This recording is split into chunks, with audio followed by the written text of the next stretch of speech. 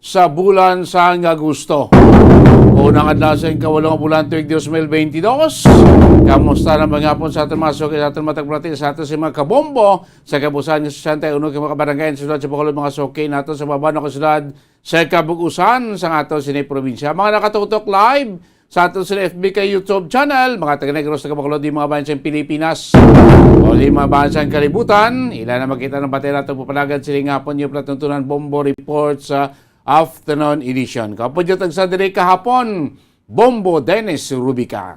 Ang mga balita ang ato ni Balon, sa ato sila mga nagapahunay ang mga balita lokal, ang hepes ang Silay Pinpi, Police Lieutenant Colonel Daroca, nagpahayag nga hindi konektado ang natabo nga drug by bus operation sa siyudad sa Silay sa itong Hulyo 22 ng gabi nga nadakpan ng duwag ka mga babaye nga nakuhaan sang 7.1 million pesos nga worth sa Cebu sa natabo man nga pag-abduct kag pagkasapos ang bangkay ni Alex Soberano di sa may siyudad sa Bacolod. Isa man ka drug personality ang malawig man nga prison dito iya sa New Bilibid Prison. Samtang ang bandera ihahaya sa Kapitulo Provincial ara karon sa half-mast bilang pagpakita pagrespeto sa kamatayon ni Anay Presidente Fidel B. Ramos. Sa balita nasyonal, Pilipinas hindi gid magpakigbahin o di magbalik bilang membro sa International Crime Court kon ICC. Kagduwa ka mga Pinoyo nasapuan patay dito sa Dubai, Philippine Embassy nagapakig-akot karon sa mga lokal nga otoridad para sa ila sini nga investigasyon. Samtang sa balita natong gikan sa luwas militarya sa military government sa pungsod Myanmar, magapalawig pa sa ila sini pagdumala sa nasabit ka pungsod tob-tob sa masunod nga tuig. Ini matapos nga ginpahig sa damlag pa sa military junta nga sila kuno magapatayon sa eleksyon sini iya nga tuig 2022.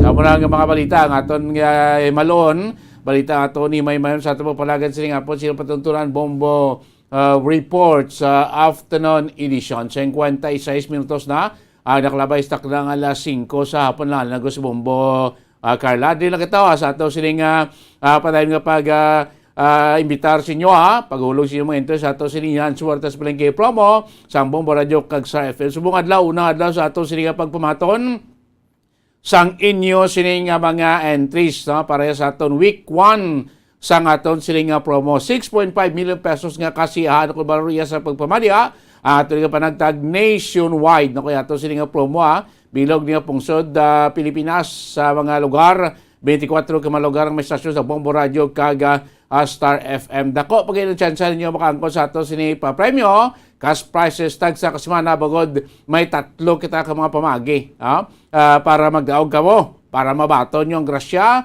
mabaton yung premyo para sa inyo. Of course ari diri ang una ang paghulog nyo pagdala niyo sa entry ang send and entry naton sa aton nga mga drop access or diri sa aton sining studio tagsa ka Sabado sa mga send and entries ninyo magakuha kita sa tatlo iya ka mga winner. Ang third prize winner naton magabaton sang cash prize nga 3,000 pesos plus 1,000 pesos nga worth sa gift pack. Ang second prize winner naton magabaton naman sang 4,000 pesos cash kag 1,000 pesos nga worth sa gift pack. Kang first prize winner naton 5,000 pesos cash ang yabaton nga premyo plus 1,000 pesos nga balor iya sang pinutos nga regalo. Inasa and send and entries winner naton. May harap pa kita isa ka nga winner. Hindi naman niya sa atong tawag nga online activation kasiyahan winner naton. Tatlo diri ang baton man sa prizes. Mga binana sa ato si online activation. Iniya para sa mga nagapalag-iyasan sa sari-sari store, mini grocery store. Ang imuon nyo lang, kuhaan nyo sa video, ang inyo sining pag-display sa mga produkto nga ginagamit naton as proof of purchase. ang pag-arrange manami, ang matag nga video, isa na sa importante man sa kriteriya naton.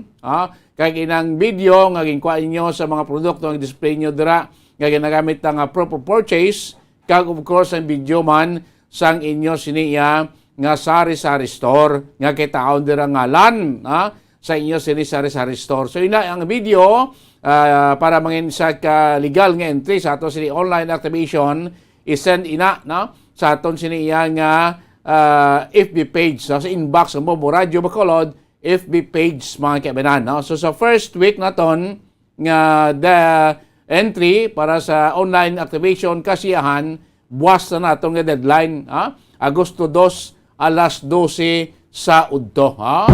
Kadalag ko mano nga mga papremyo para sa online kasiyahan nato na batunon.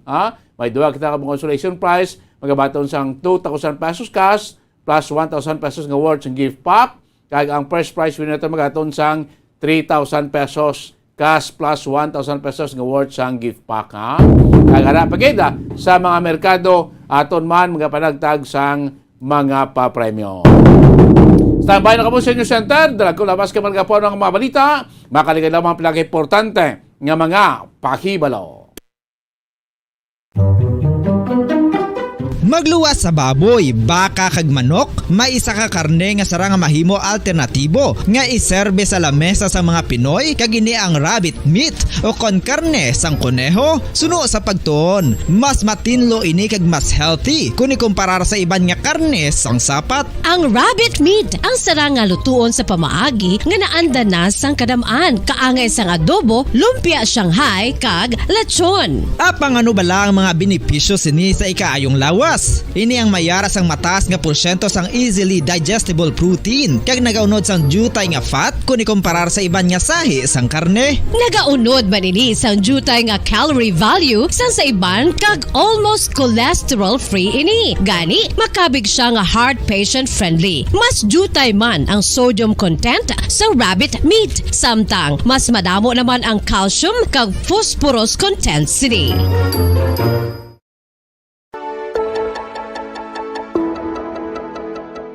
Luyag mo bala nga buliga ng imong guya nga magmangin mahining ukan makaangkon sang top of the line highlighter nga pwede lamang maangkon na sa sulod sang balay. Huo mga kabombo! No fancy skincare products, no messy do-it-yourself masks, kag ini ang pinaagi lamang sa ice cubes nga madamo naman ang nagahimo sini kag nagahambal nga epektibo ang ini nga beauty regimen kag skincare tip. Suno sa mga dermatologist, makabuligid ang pagnusnos sang ice cube sa aton guya adlaw-adlaw. Ang ice makadulot sang pagpahugot sang aton panit sa guya bangod gina constrict sini ang mga blood vessels diri. Rason nga nagakipot man ang mga pores kag wrinkles sa aton guya. Ating COMELEC Commissioner George Erwin Garcia ay tinalagang bagong chairman ng COMELEC ng Pangulong Bongbong Marcos. Samantala, ilan pang mga oil companies nag-anunsyo na rin ng price adjustment sa mga produktong petrolyo at LPG sa araw naman ng bukas. Si Pangulong Bongbong Marcos naman nanindigan sa pagkala sa International Criminal Court pero aminado ang nag-iingat sa galaw kaya kumonsulta sa ilang legal expert bago sumagot sa International Court. Samantala pa rin naman, ang Pangulong Marcos diniklara ang 10 araw na pambansang pagluluksa kasunod na rin ang pagpanaw ni dating Pangulong Fidel V. Ramos. CDFA Secretary Enrique Manalo naman kinumpirma na nagpositibo rin sa COVID-19. Samantala, yung mga Private Hospitals Association of the Philippines ay nagpaalala sa mga ospital, huwag kalimutan ang pinakaunang protocol sa mga pasyenteng may monkeypox kung sakasakali. At sa international news naman, kauna-unahang grain shipment mula nang sumiklab ang Russian invasion nakalabas na mula sa pantalan ng Odessa, Ukraine. At sa atin namang sports balita, ang Philippine Chess National Team humakot kagad ng panalo sa pagsimula ng mga laban doon naman sa ginaganap na 2022 Chess Olympiad sa bansang India.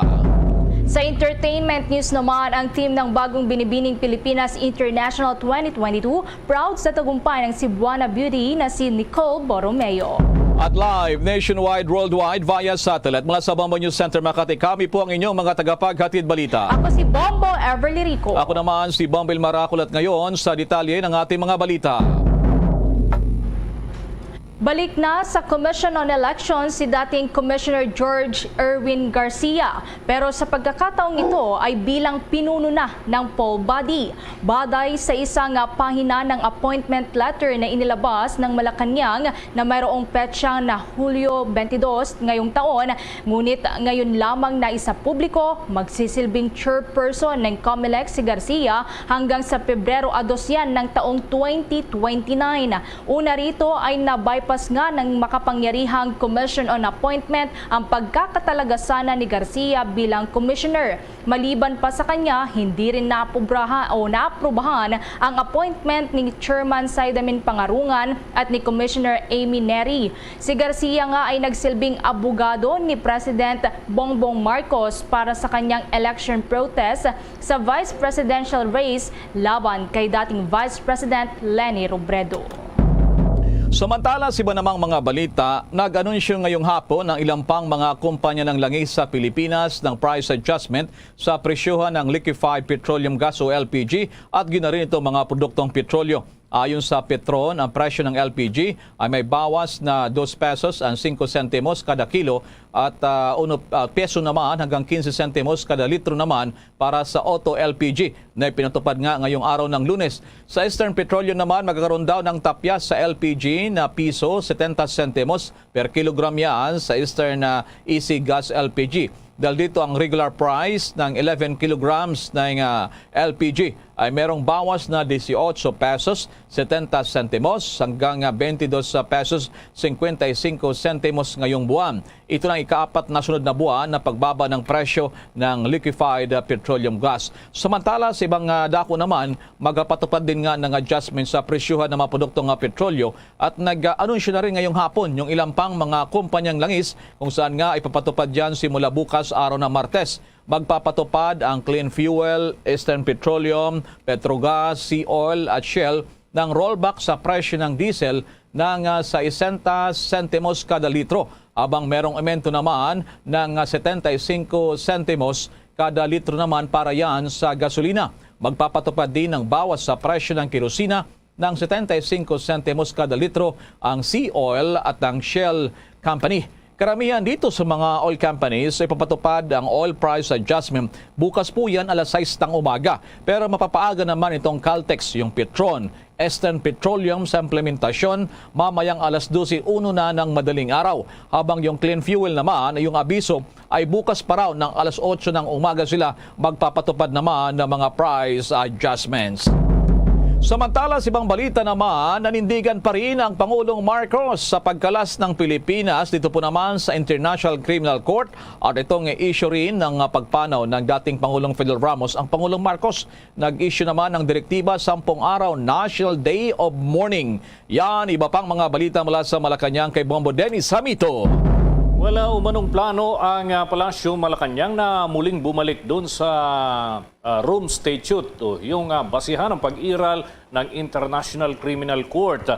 Yan ay matapos nga ang pagkalas ng Duterte administration sa pagiging bahagi ng Pilipinas dito sa Rome Statute at partisipasyon na rin sa International Criminal Court. Pahayag ito ng Pangulong Ferdinand Bongbong Marcos Jr. ngayong araw yan, kasunod ng naging pulong niya kasama sina Chief Presidential Legal Counsel at dating Senate President Juan Ponce Enrile, si Executive Secretary Vic Rodriguez, Foreign Affairs Secretary Enrique Manalo at Justice Secretary Crispin Boying Rimulya, pati na ang dating Presidential Spokesperson na si Attorney Harry Roque sa Palasyo Malacanang. At ayon nga sa Pangulo, ay pinag-usapan lamang nila yung ilang angkop na gagawin bilang tugon ng ating bansa sa muling pagbubukas ng investigasyon ng ICC kaugnay ng war on drugs ng Duterte administration. Anya, mayroon namang mga gumugulong na investigasyon ang Pilipinas kaugnay ng war on drugs ng nagdaang administrasyon, kaya't hindi na kinakailangan pa ang papel dito ng ICC. Kaugnay nito, tiniyak ng Pangulo na pag-aaralan muna nila ang mga hakbang bago ito magsumiti ng tugon sa International Criminal Court. Narito ang bahagi ng pahayag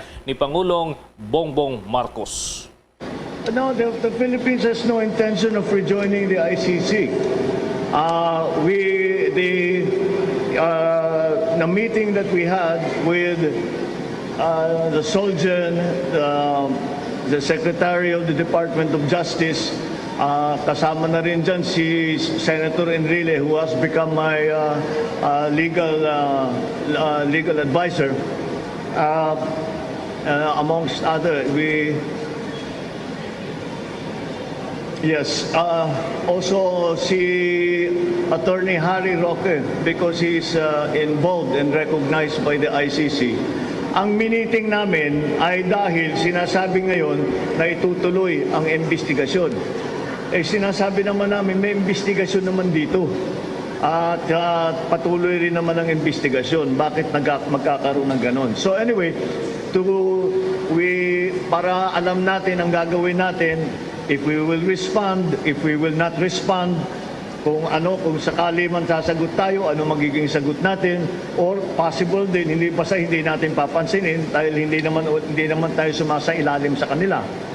So, pero the ICC is a very different kind of a court. Kaya pinag-aralan muna, sinabi ko sa inyo, pag-aralan nyo na mabuti yung procedure para tama yung gagawin natin.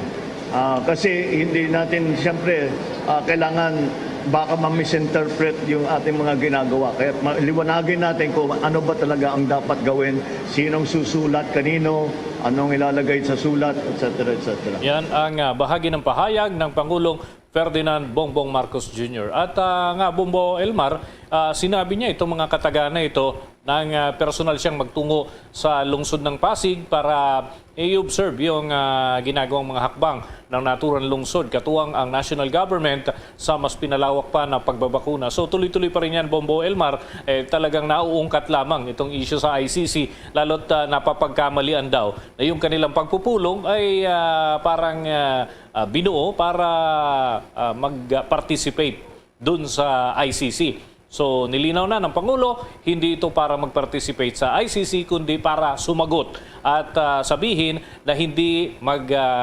magkikipag-ugnayan at hindi na tutugon pa ang gobyerno ng Pilipinas dito sa mga hakbang ng ICC para imbestigahan yung war on drugs ng nakalipas na administrasyon. Samantala, Bombo Elmar, idiniklara naman ng Pangulong Marcos ang 10 araw na pagluluksa. Ito yung National Mourning. May kaugnayan naman ito sa pagpanaw ni dating Pangulong Fidel Valdez Ramos. Si Ramos nga ay pumanaw sa edad na 74. Ang 10 araw na National Mourning ay magsisimula yan sa ito'y naideklara ngayong araw at magtatapos hanggang 9 ng Agosto. Nauna nga rito ay nagpaabot na ng pakikidalamhati ang Pangulong Bongbong Marcos sa pamilya ni dating Presidente FBR, pati na yung iba pang mga miyembro ng gabinete. Kanya-kanya din ng pagpaparating ng kanilang pakikiramay, lalo't yung ilan sa kanila ay nakasama pa doon sa Marcos administration, naging bahagi din ng naturang administrasyon bilang secretary. Yung iba ay may ibang tanggapan na hinawakan din during that time ng dating Presidente Fidel Valdez Ramos. At Bombo Elmar, itong si dating Pangulong Ramos ay malayong kamag-anak din ni President Bongbong Marcos Jr. Yung kanilang lolo ng lola o yung mga ninuno, kumbaga, ay iisa din yung pinanggalingan diyan sa Hilagang Luzon, kaya't ang magpinsan buo, ang second cousin, itong si dating Presidente Ferdinand Edralin Marcos Sr. at si dating Presidente Ramos, kaya't malapit din si Presidente Bongbong Marcos dito sa pamilya Ramos, Bombo Elmar.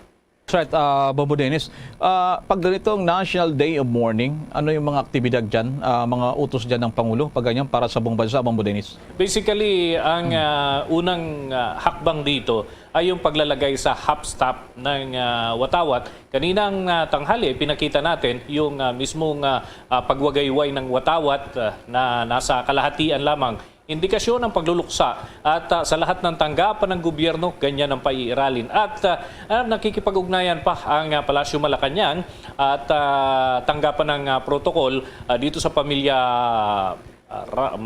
dito sa pamilya Ramos para dun sa posible na mga state activities at yung state funeral kung ano pa man yung kanilang mapapagkasunduan kasi may mga nakalipas na presidente na pumanaw pero tumanggi yung pamilya na magkaroon ng kahalintulad na aktibidad. So ngayon, wala pang pinal na pasya dyan na Bombo Elmar. So sabi ng Malacanang, maglalabas sila ng mga anunsyo sa mga darating na araw. So far, itong resolusyon na nagdideklara ng Day of Mourning, National Day of Mourning, ang nailabas ng palasyo hinggil pa rin sa pagpanaw ng dating presidente.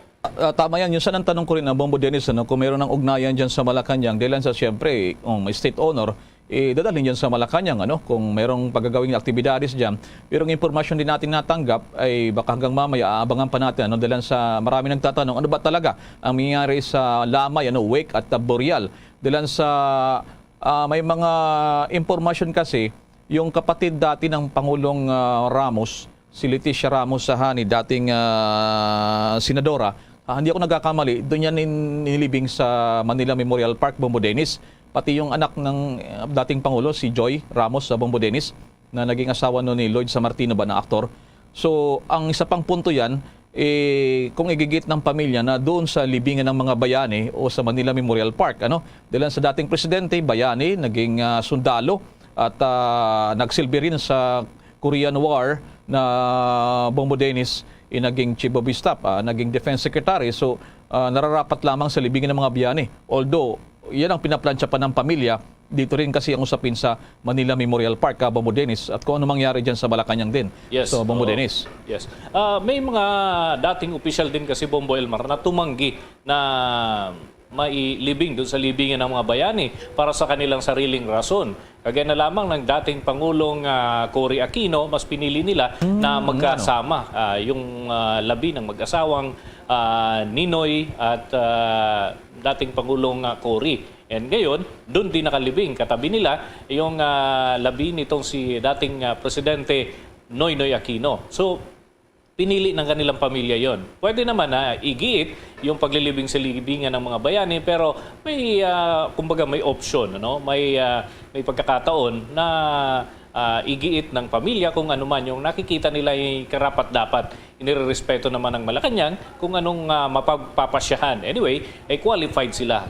Ibig lamang sabihin na pwede rito, pwede din naman sa ibang lugar kung saan naisin ng pamilya. May mga dating presidente, may mga dating opisyal ng bansa na qualified na mailibing sa libingan ng mga bayani pero pinipili nung ilan doon sa kanilang hometown maihimlay, Bombo Elmar. Pati nga yung mga national artist, ika nga, di ba? Pwede din dyan sa libingan ng mga bayani. Kaya lang yung iba, ang gusto talaga nila ay makasama yung iba pang mga kamag-anak o mga mahal sa buhay na nakahimlay doon sa ibang mga lugar, Bombo Elmar. Sige, abang pa tayo niyan. Maraming salamat sa mga updates na yan, Bombo Dennis. Mula sa Malacanang, Bombo Dennis Hamito nag-uulat para sa Pambansang Radyo ng Pilipinas, Basta Radio, Bombo!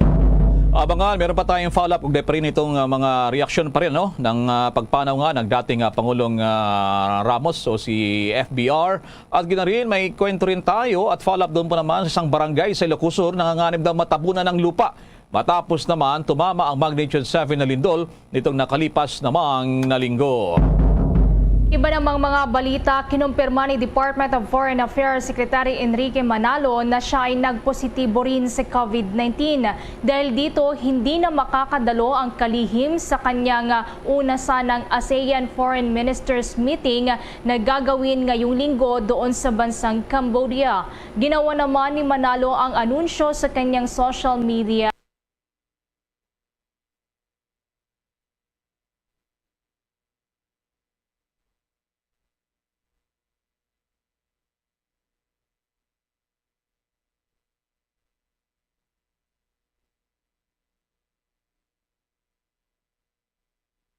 Account.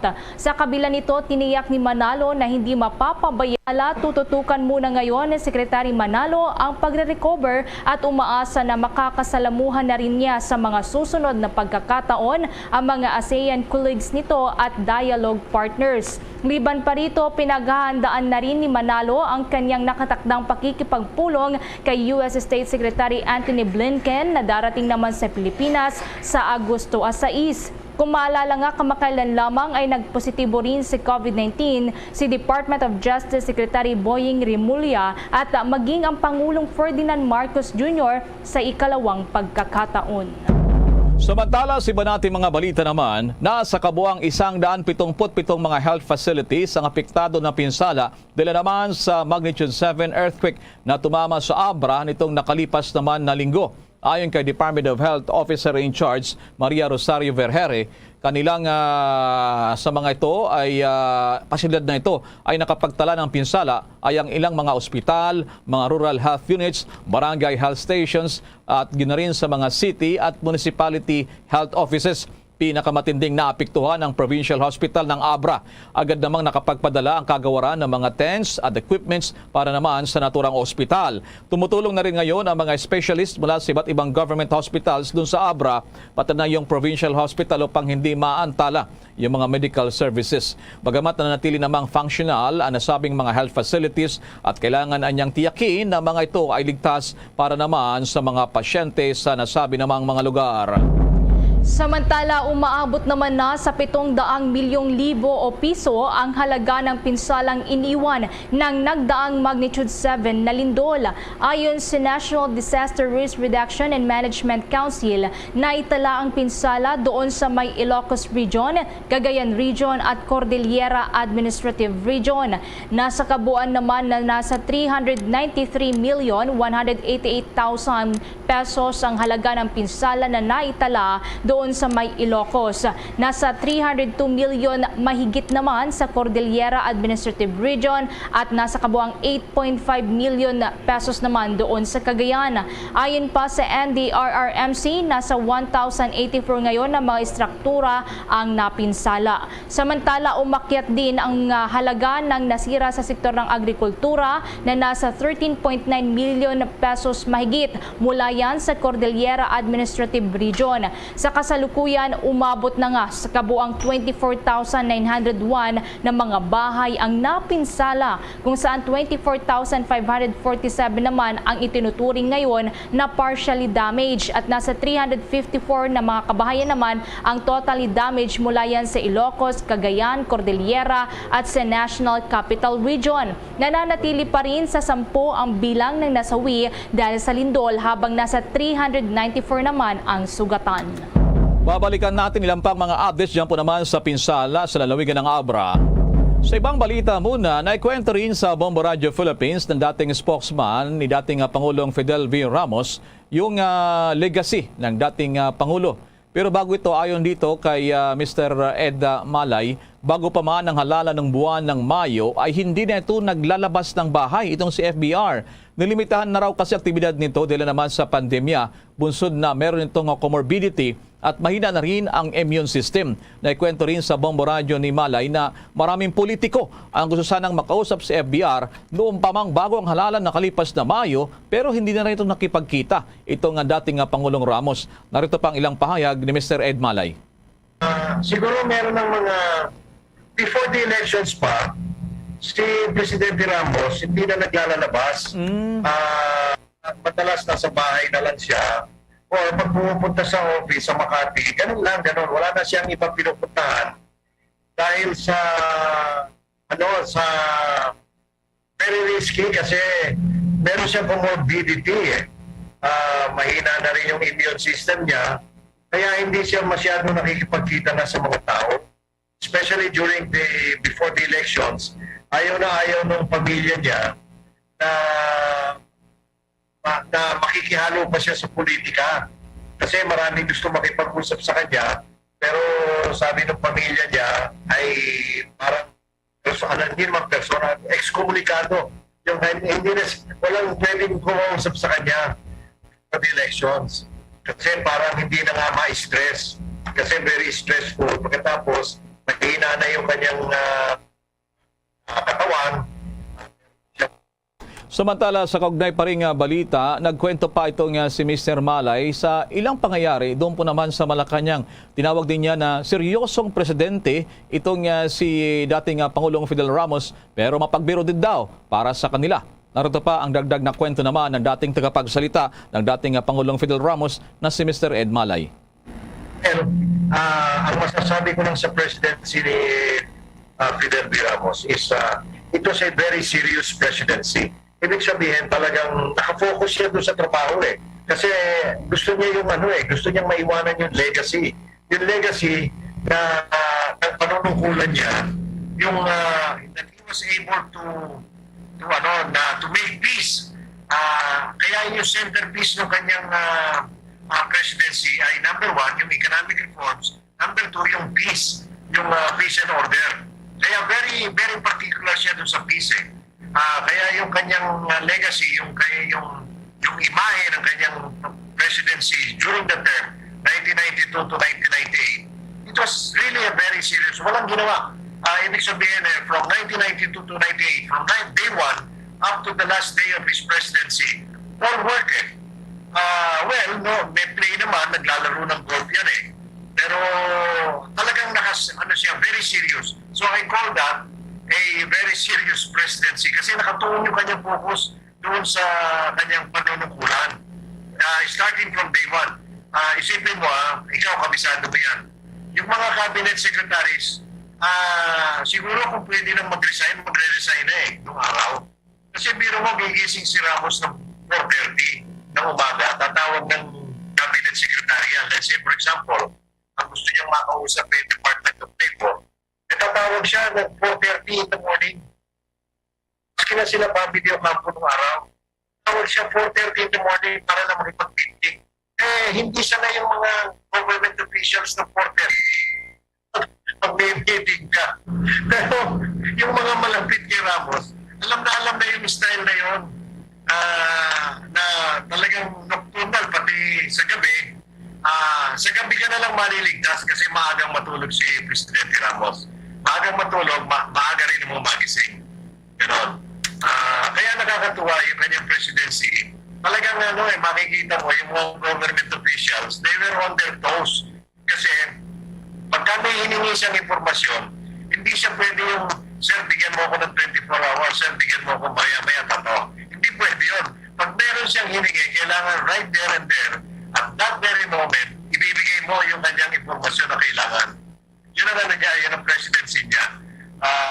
Disciplinarya, napakigpit. Saka declare for time, declare for, hindi na uhuli sa akin except kung talagang, let's say for example, galing sa medical appointment or sa dental appointment or medyo siyempre natin delay. Pero ibig sabihin, pagka meron talagang usapang ganyan, nandiyan yan, dumarating siya sa oras. Kaya he expects na yung mga government officials, kung ano yung kanyang ipinakikita, dapat ganun din ang kanilang brand ng pagsiservisyo sa gobyerno. Yan pa rin ang ilang kwento ni Mr. Ed Malay, dating spokesman ni dating Pangulong Fidel Ramos, exclusive interview ng Bombo Radio Philippines. Samantala naman, kinilala ng ilang leader ng Catholic Bishops Conference of the Philippines o CBCP ang dating Pangulong Fidel Ramos bilang isa sa naging best leader ng ating bansa. Ayon kay Father Jerome Siciliano, ang siyang Executive Secretary ng CBCP Public Affairs Commission, sa tingin niya isa raw sa pinakamagaling si FBR sa mga naging leader ng bansa. Aminado rin naman si Father Siciliano na bagamat merong ilang issue na hindi sila nagkakasundo ang simbahan at si FBR, sa huli naman ay hindi ito nagpipilit. Inihalimbawa pa niya ang pagsusulong noon ng Pangulong Ramos sa charter change pero hindi na raw daw ito napursige. Kabilang din daw sa naging tatak noon ng yumaong Pangulong Ramos ay ang pagiging consensus builder nito. Noong panahon daw kasi ng kanyang panunungkulan ay maraming mga hamon ang kinakaharap ng bansa, lalo na sa ekonomiya kung saan sinikap niya na lahat ng mamamayan ay maging kasama at kabahagi sa pagtulong sa pamahalaan. Samantala sa kaugnay pa ring balita sa Senado naman naghain ng isang resolusyon ang dalawang senador ngayong araw para magpahayag din ng pakikisimpatya at pakikiramay ng matas na kapulungan ng pagkamatay ng dating Pangulong Fidel Ramos. Inihain ni Senate President Juan Miguel Zubiri ang Resolution number 72 habang inihain naman ni Senate Majority Leader Joel Villanueva ang Resolution number 73 isang araw matapos ang pagkamatay ng dating Pangulo. Sa inihaing resolution ni Senate President Zubiri, nakasaad na ang pagpanaw ng isang brilliant military man, politician, statesman ay isang malaking kawalan para sa bansa. Kinilala niya itong si Ramos at kanyang administrasyon para sa pagsusulong ng economic reforms na nagpalakas daw ng investment o pamumuhunan sa bansa at sa ekonomiya noong 1997 East Asia Financial Crisis para sa recovery efforts ng bansa at ibangon ng bansa mula sa tinatawag na sick man of Asia na maging Asia's next tiger economy. Dapat anyang mabigyan ng kredito ang Ramos administration para sa paglagda ng isang peace agreement sa Moro National Liberation Front o MNLF noong taong 1996 na nagwakas naman sa 25 taong awayan na kumitil naman sa buhay ng mahigit 100,000 mga kababayan at nagpamulat sa issue ng Spratlys sa buong mundo doon sa may bahagi ng West Philippine Sea. Kinilala rin naman ng senador na kahit na nagretiro na ang dating Pangulong Ramos ay mula sa pagiging politiko, nagpatuloy pa rin to sa pagsusulong ng best practices bilang isang ordinaryong mamamayan pagdating sa pagkakaisa, solidarity at teamwork sa nation building at patuloy na pakikipag-interact sa mga world leaders sa iba't ibang mga platforms. Sa resolution namang inihain ni Senator Villanueva, sinabi nito na isang champion sa FBR sa mga reforma sa sektor ng edukasyon. Aniya sa panahon ng panunungkulan ng dating Pangulo na ipasa itong Higher Education Act of 1994 bilang batas na bahagi ng kanyang malawak na agenda para sa reforma naman sa edukasyon. Nabuo din daw sa administrasyon ng FBR ang lugar ng tinatawag na Technical Vocational Education in the Philippine Education System sa pamamagitan ng enactment ng Dual Training System Act of 1994. Nalika din ang Technical Education and Skill Development Authority. Ito na yung TESDA na pinagkasiwaan din noon ni dating senador at kung saan nga ay senador na ngayon itong si Senator Joel Villanueva. Diyan sa Senado naman ngayong hapon abay, agaw atensyon din sa kanilang mga sesyon dahil sa puro pag-ibigay pugay kay FBR ang ilang mga aktibidades o kaya naman ay pagpapahayag din ng ilang mga senador na nagtayuan. Doon po naman sa kanilang plenary session. Tinutukan niyan doon ni Bombo Raymond Tinasa.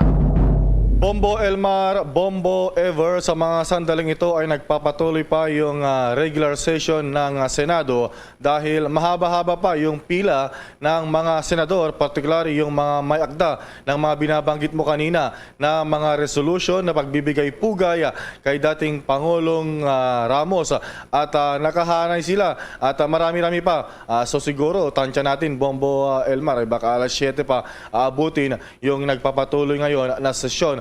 At kanina rin, maaga silang kumbaga pinagtibay yung binanggit na resolusyon at nagkaroon ng 2-hour break bago muling ipinagpatuloy at dito na ay nagsimula na yung kanilang mga kumbaga ay privilege speeches o pagbibigay pugay kay dating Pangulong Ferdinand o kaya FVR, Fidel Valdez Ramos. At kabilang sa unang nagbigay ng kanyang mensahe, kaugnay sa mga naging ambag, hindi lamang bilang sundalo, general, kundi maging presidente at public servant, itong si FBR, itong si Senate President Migs Zubiri. Pakinggan natin ang bahagi ng pahayag ni Senador Zubiri. We join the country in mourning the passing of this great, fearless leader and our sincerest condolences to his family. Although we are made poorer by his passing, he left behind a rich legacy and lessons that will serve us well if we heed them, so we can finish the grand dream that Fidel V. Ramos envisioned for the country he loved so much. And in closing, Mr. President, I'd just like to put on record that the good former president was a yearly blood donor to the Philippine Red Cross. Senator Sherwin Gatchalian can attest to this. He continued to give blood even... Yan yung bahagi pa ng pahayag ni Senate President Juan Miguel Mig Zubiri. At sunod na nagbigay naman bilang presidente ngayon ng Lakas CMD o Lakas Christian Muslim Democrats na itinatag ni FBR ay itong si Senator Bong Revilla Jr. At kaniyang kinikilala kung gaano kumbaga ay pinaunlad, pinatatag ni FBR yung ating bansa. At ito, pakinggan natin yung naging mensahe ni Senator Bong Revilla. Ang mga nagawa natin ay mauukit at mananalaytay sa kasaysayan at sa mga tao. Si FBR, maybe the next generation may no longer know him, pero ang kanyang mga nagawa, his exceptional legacy shall continue to be etched in our country's history and in our people's memories. As the whole country mourns his passing, we honor his life and legacy. He was one of the best. Yan naman yung bahagi ng mensahe ni Senator Bong Revilla Jr. bilang presidente ng Lakas Christian Muslim Democrats o yung Lakas CMD na itinayo nga ni FBR noong siya ay tumakbo sa pagka-presidente. At ito talaga, Bombo Elmar, hinuli ko dahil merong personal touch yung kanyang naging mensahe kanina sa plenaryo. Itong si Senator Robin Padilla. Bakit? Dahil itong si FBR ang naggawad noon sa kanya ng conditional pardon nung siya ay nakakulong dahil sa illegal possession of firearms at siya ay nahatulan noon na makulong sa New Bilibid Prison. So talagang nakulong siya pero pinalaya ni FBR at siya rin ang nagbigay pugay bilang Muslim dahil nga si FBR ang kumbaga lumagda doon sa GRP MNLF Peace Agreement para maitatag ang Bangsamoro Autonomous Region in Muslim Mindanao, Bombo Elmar, at o kaya yung dati na ARMM, Bombo Elmar. Pakinggan natin yung mensahe ni Senator Robin Padilla. Bahagi rin ako ng kanyang kandidatura at sa pagkapanalo sa pagkapangulo ng Republika. Bahagi rin si Ginoong Tabaco kung siya po ay aming tawagin, sa aking paglaya mula sa bilangguan. Siya po ang nagbigay sa akin ng conditional pardon with parole conditions. Mahal na Ginoong Pangulo, ako po ay tumindig sa pulpito na ito, hindi lang para sariwain ang aming pinagsamahan, kung hindi para maisulat sa lathaan ng Senado ng Republika ang malinaw na kabanata sa kasaysayan ng Inang Bayan na inukit ng dating Pangulong FBR. Yan, yung kung akalain mo, Bombo Elmar, ay nakikinig ka sa isang Makata, dahil talagang wikang Filipino yung kanyang ginamit na kumbaga talumpati itong si Senator Robin Padilla bilang pag-alala kung ano yung naging relasyon at kontribusyon sa kanyang buhay ni FBR Bombo Elmar. Bombo Ever. Matalinghaga yung talumpati nitong si Robin Hood, talagang dyan sa pulpito ng Senado. Talagang agaw attention siya, makasaysayan. So marami palang mga ilang senador dyan na may connect talaga direkta kay dating Pangulong FBR, Bombo Raymond. Sabi nga nagpabago ng kanilang buhay. Katulad dyan si yung presidente dati ng Lakas in New City, si Senator Bong Revilla, na nagpatakbo daw sa kanya, si FBR. So itong araw pala na sentro dito sa pagpugay. Usually kasi ang Monday parang privilege speeches sa Bombo Raymond. So kanya-kanya sila ng diskarte dyan ngayon sa pagkatalumpati, Bombo Raymond. That's right, Bombo Elmar. Ang magbibigay ngayon, naka-schedule na magbigay dapat ng kanyang privilege speech na hindi pa nangyayari ay si Senator Pia Cayetano. So medyo matagal pa. Kanina meron ding naging mensahe itong, siyempre, gaya ng binanggit mo, yung naghain din ng resolusyon si Senator, yung tawag sa kanyang sarili, TESDA, Joel Villanueva, dahil nga panahon ni FBR nung mayatag ang TESDA na dati ay pinamunuan ni Senator Joel Villanueva, Bombo Elmar. At itong si Senator Bato de la Rosa, siyempre bilang dating PMAer o kaya ay Generaldine. So marami. At itong nagkwento rin kanina, itong si Senator Loren Legarda, na nung one time daw ay ini-interview, journalist pa lamang si Senator Loren noon, Bombo Elmar. So magkasabayan yata kayo ni Senator Loren. Ay, di naman. Ini-interview niya daw si FBR at sinabihan siya ni FBR na you should run. Sinabihan daw siya, doon, naghimok sa kanya, you should run as senator. Oo. So yun daw yung naghimok sa kanya, kaya tumakbo and eventually ay first time na yun, nanalo itong si, ngayon ay nagbabalik na si Senator Loren Legarda, Bombo Elmar. So marami, tama ka dyan, yung mga, kumbaga, na-impluensyahan ng buhay ni FBR sa mga senador ngayon sa 19th Congress, Bombo Elmar. Ay, talagang makukulay yung mga kwento pala dyan, Bombo Raymond. Pero yun talagang napatayo talaga ako dun sa talumpati ni, ni Robin Hood, Senator Robin Hood, Bombo Raymond. Tama ka, Bombo Raymond, siya yung #1 senator at talagang puro Tagalog, Bombo Raymond. Si Senator Robin kasi, di ba yung pamilya politiko din kaya, Bombo Raymond, kasi hindi rin bago sa kanya yung maging mahanay sa mga politician, Bombo Raymond. That's right, Bombo Elmar. Tama ka dyan. Maliban kasi sa pinakamakulay, matalinghaga na pananalita, siya rin yung may pinakamakulay na inner shirt sa kanyang barong.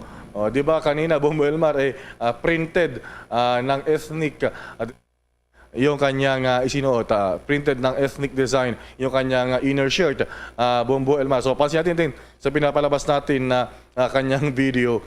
So talagang nagmarka, sabi nga niya ay nag-ukit siya ngayon sa lathalain ng Senado.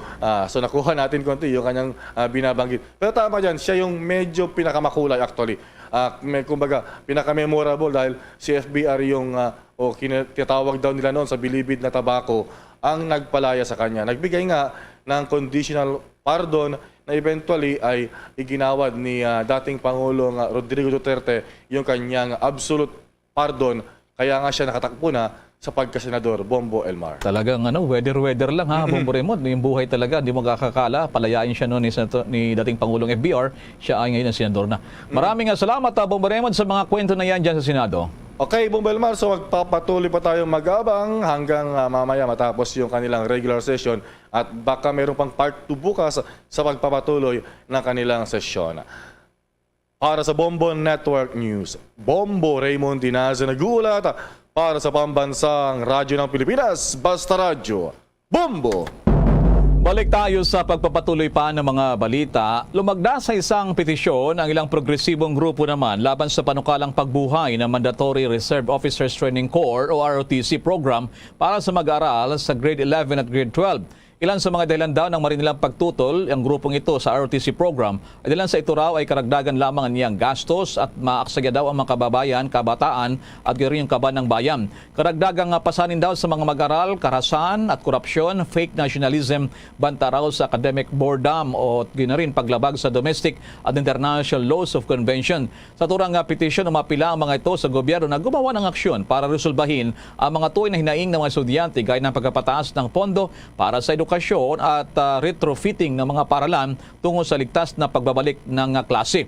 Sa panig ng Kabataan Party List patulra si Congress Representative Raul Manuel, sa pong congressman yan, ay maring itap na lamang ng pamalan ang mga nakakumpleto na ng National Service Training Program para sa disaster response alisunod sa batas. Sa halip, inarekomenda nito ang pagpapalawig pa ng NSTP law. Magulitang isa sa mga prioridad measures ng Marcos administration yung panukalang mandatory ROTC program na layong mahikayat, mahasa, maisaayos daw at mamobilize ang estudyante para sa national defense preparedness, kabilang disaster preparedness at capacity building para sa risk-related situations. Sa iba pang balita, iniulat naman ng Department of Human Settlements and Urban Development na nasa 54,504 pamilya o 215,313 na mga individual pa ang apektado ngayon ng nagdaang malakas na lindol sa Northern Luzon. Ayon kay Human Settlement and Urban Development Assistant Secretary for Support Services Avelino Tolentino, base sa datos ngayong araw, August 1, nasa 1,047 pamilya at 3,740 47 individual ang pansamantalang nanunuluyan pa lang doon sa mga 42 na evacuation centers. Sa kanilang pag-obserba din, mas marami ang nakikitungo sa kanilang mga kaanak na tumaas pa ito sa bilang na 30,345 mula yan sa Ilocos Sur, La Union, Pangasinan, Abra, Apayao, Benguet, Ifugao, Kalinga at sa Mountain Province. Ayon pa kay Tolentino, nasa 20,533 na mga kabahayan ang nasira bunsod ng lindol, habang nasa 302 na kabahayan naman ang totally damaged. Kaugnay nito, inactivate na ng ahensya ang kanilang shelter cluster teams sa Region 1, Region 2 at sa Cordillera Administrative Region para i-assist ang mga biktima sa kanilang pangangailangan, lalo na sa pagkain at tubig, shelter grade na mga tarpaulins at pagbibigay din ng cash aid. Nakikipag-ugnayan na rin ang kagawaran sa ibang ahensya ng gobyerno para tiyakin ang patuloy na pagbibigay ng assistance para sa lahat ng apektadong rehiyon. Samantala naman, sa ibang balita, tutulong ang Philippine National Police sa Department of Trade and Industry sa pagpapatupad ng price freeze. Ito pa naman ay sa lalawigan ng Abra kung saan nga silalim ngayon na state of calamity. Dila naman sa pinsalang iniwan nitong magnitude 7 na lindol. Ayon dito kay PNP Officer in Charge Lieutenant General Vicente Danao Jr., nakikipagtulungan sila sa pag-monitor ng market activities laban sa hoarding, profiteering, price manipulation at hindi patas na trade practices. Kung kaya't inatasan ng PNP ang police units at stations sa Abra para makipag-coordinate sa DTI sa pagpapatupad na turang mandato. Sakaling makatanggap niya sila ng report hinggil sa paglabag, makikipagtulungan sila sa DTI at LGU para siyasatin pa kung totoo na turang aligasyon ng iligal na gawain. Papatawan ang mga lalabag na business establishments sa umiiral na price freeze ng multa ng 5,000 hanggang 1 milyong piso. Okay naman pagkakakulong ng 1 taon hanggang 10 taon.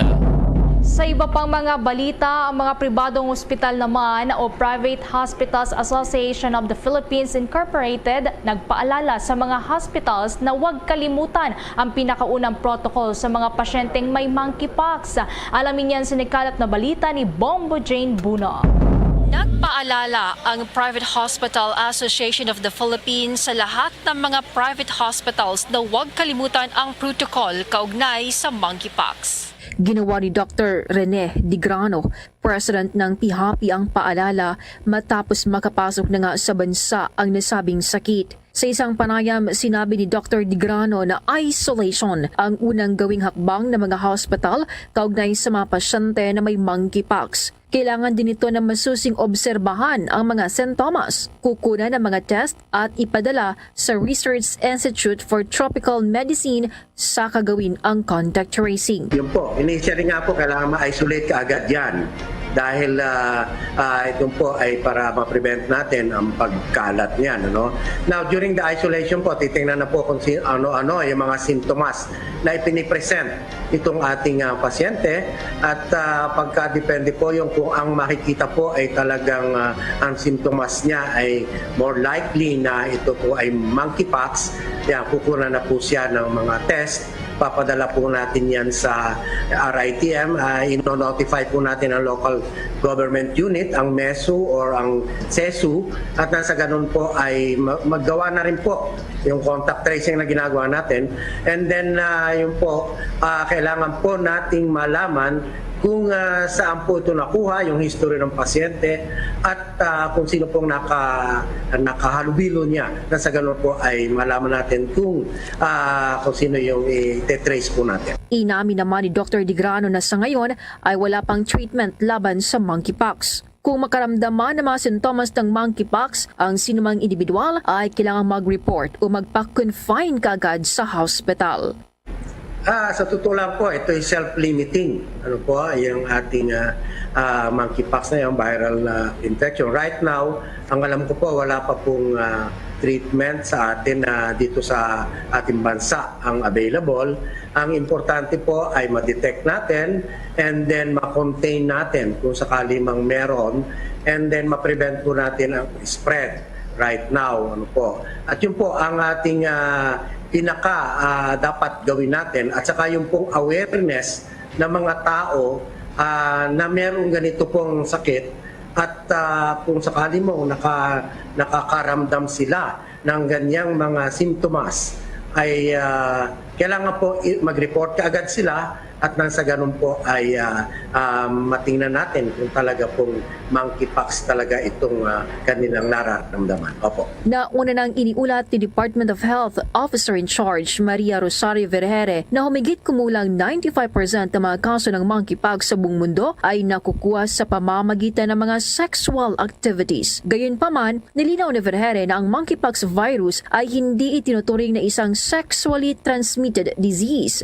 Sinabi rin ng World Health Organization na ang monkeypox ay maaring kumalat sa panahon ng close skin-to-skin contact during sex na kinabibilangan ng kissing, touching, oral and penetrative sex ng mga may sintomas. Sinabi rin ng World Health Organization na sino man ay maaring makakuha o makapasa ng monkeypox, anuman ang kanyang sexualidad.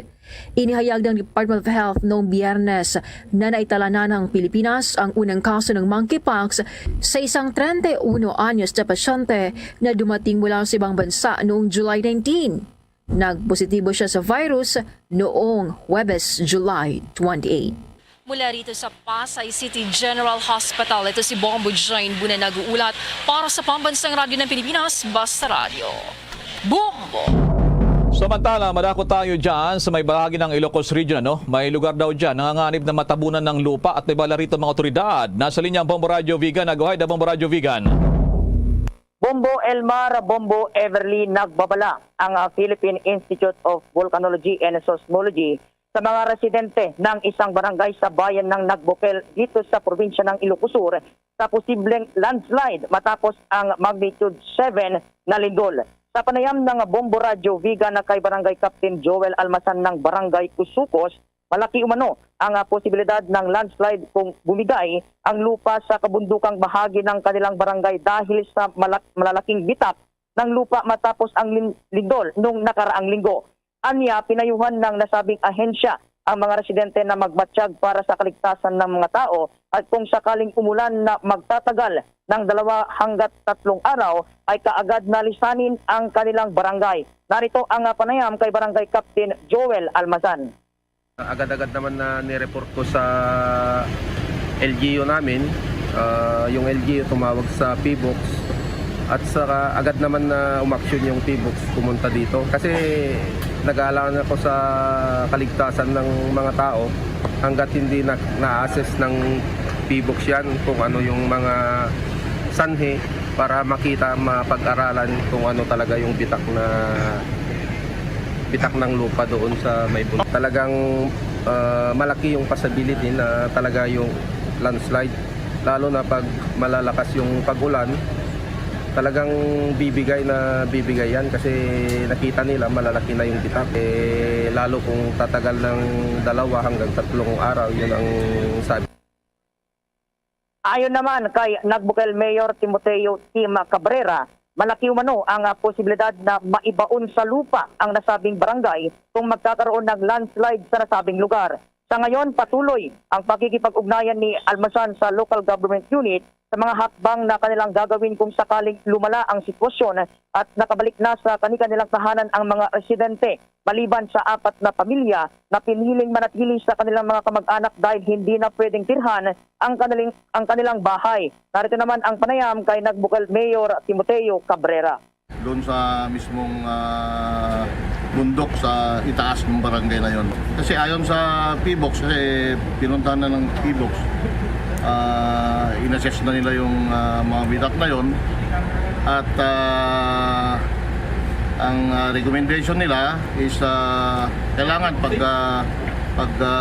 umulan ng malalakas, medyo matagal, kailangan lisanin ng mga tao doon, mga bahay nila para just in case na magkaroon ng landslide doon sa mismong Okay. So ngayon, Bombo Elmar, Bombo Everly, naka-alerto ang mga tao doon kasi ngayong araw or ngayong gabi, bali umuulan naman dito sa Ilocos Sur, especially dito sa syudad ng Vigan. Sa Bombo Elmar. Nako, sana naman ay ligtas sila dyan at maging alerto lagi. Anyway, maraming salamat sa mga updates niyan, Bombo Mark. Yan ang ulat mula dito sa Bombo Radio Vegan para sa Bombo Network News. Ito si Bombo Mark Joshua Kabasan, nag-uulat para sa Pambansang Radyo ng Pilipinas, undisputed number 1 dito sa probinsya ng Ilocos Sur. Basta Radio, Bombo! Samantala, ang plano naman ni Pangulong Bongbong Marcos na muling ikonsidera ang nuclear power plants swak na swak ayon sa isang eksperto. Alamin yan sa nakalap na impormasyon ni Bombo Marlene Padiernos.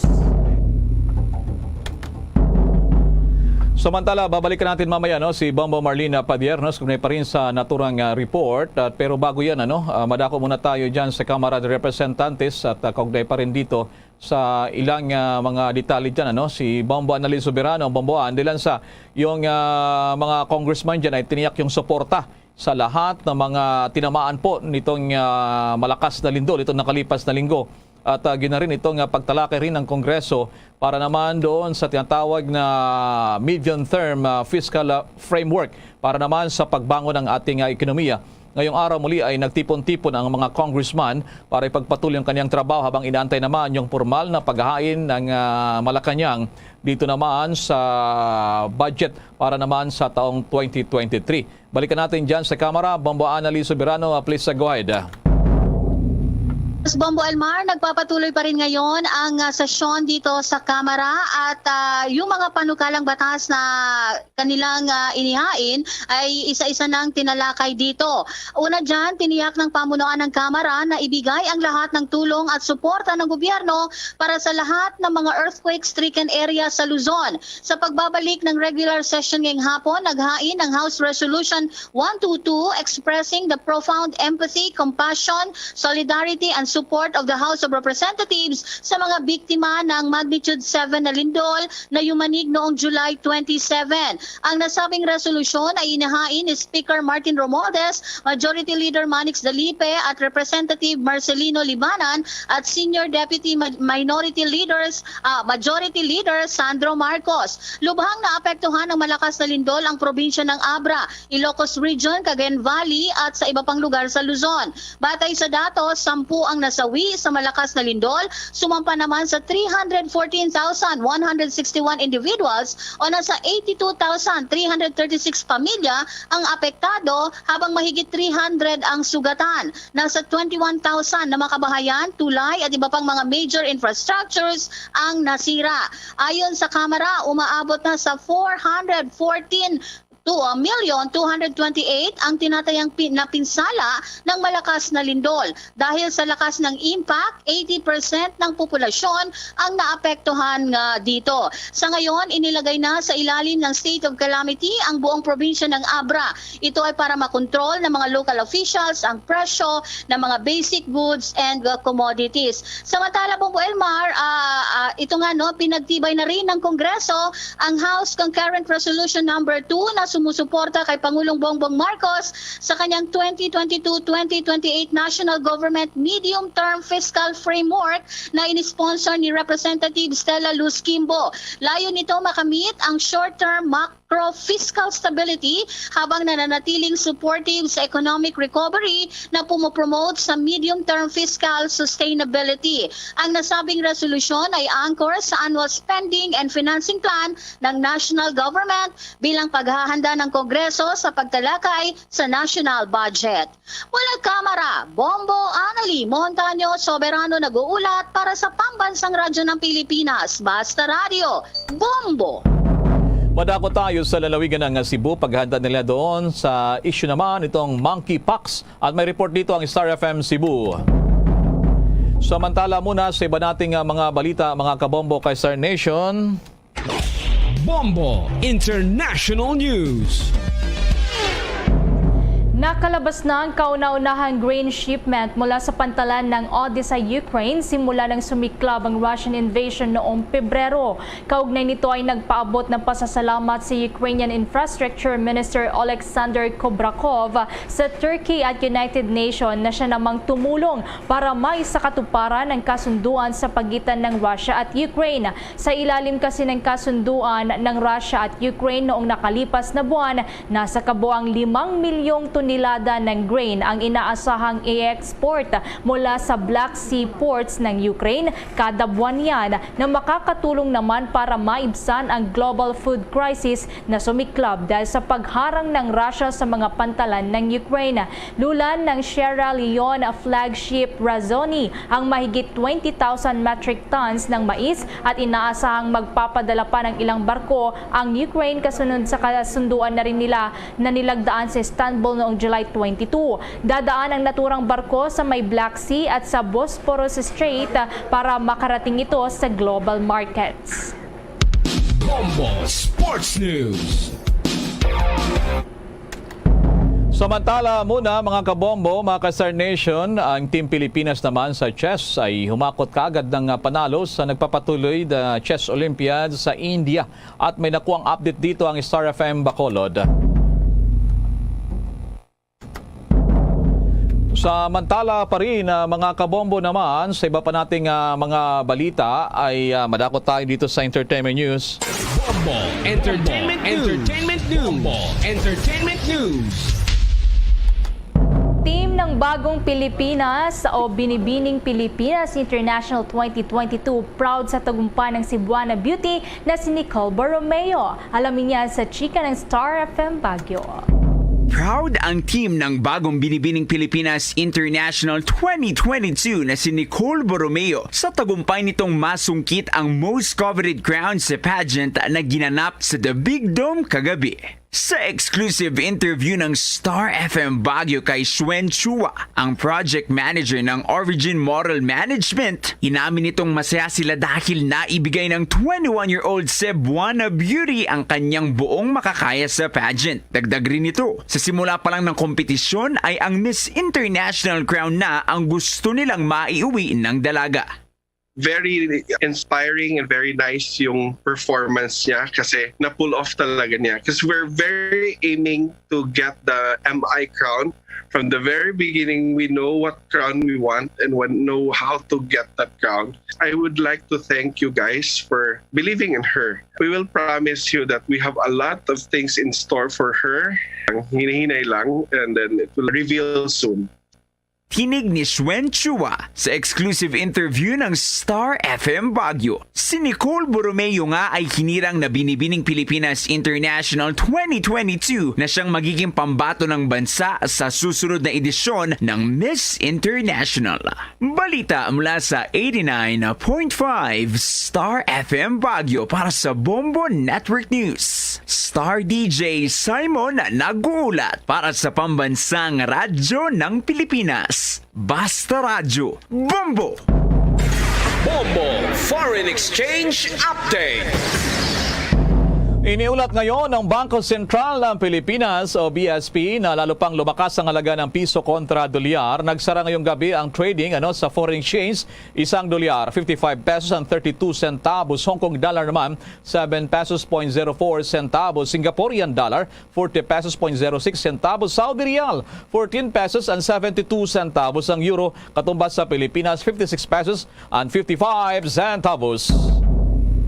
The Bombo Foreign Exchange Rate Update is brought to you by Queen City Development Bank. Bago po tayo magtapos, narito ang Orasyo Imperata.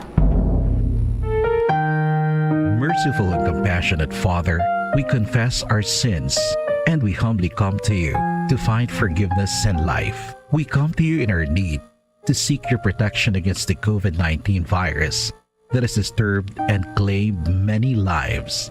We ask you now to look upon us with love and by your healing hand, dispel the fear of sickness and death, restore our hope, and strengthen our faith.